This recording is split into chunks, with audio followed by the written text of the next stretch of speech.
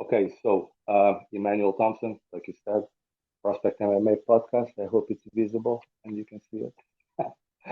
I've been running this podcast since November 2020, and I literally started the podcast with the intent of giving a spotlight to all the local fighters from Ireland to the UK as well, to a certain extent, and mainly cover the fighters from the amateur ranks all the way until they turn pro and obviously break onto the scene um, in the major leagues. So that when people and I'm talking more about the casuals when they hear a name for the first time, whether it's the UFC or Bellator or something, they already heard it from me before that, and hopefully they have been following their careers prior to that happening.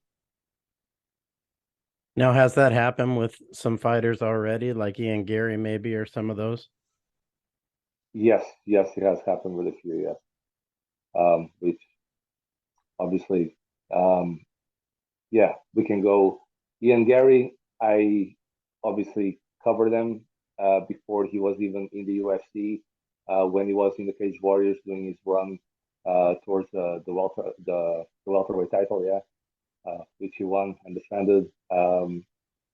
Sorry, he won. He's not defended because he went on to the UFC. Yeah. Paul Hughes, another great example, got the featherweight title in Cage Warriors as well. Reese McKee, who was the original guy that made me start the podcast when he had his debut against Khamzat Chimaev in the UFC. And I didn't know who he was. That's what kind of sparked the idea to start the podcast. So since that, having him on the podcast, watching him fight live, he headlined he headlined the Cage Warriors show in Belfast, which is 30 minutes from where I live. So it was amazing to watch that fight live. He's fighting again now in Dublin, which we can talk about later. There's a few prospects on that card that I want to let you know about.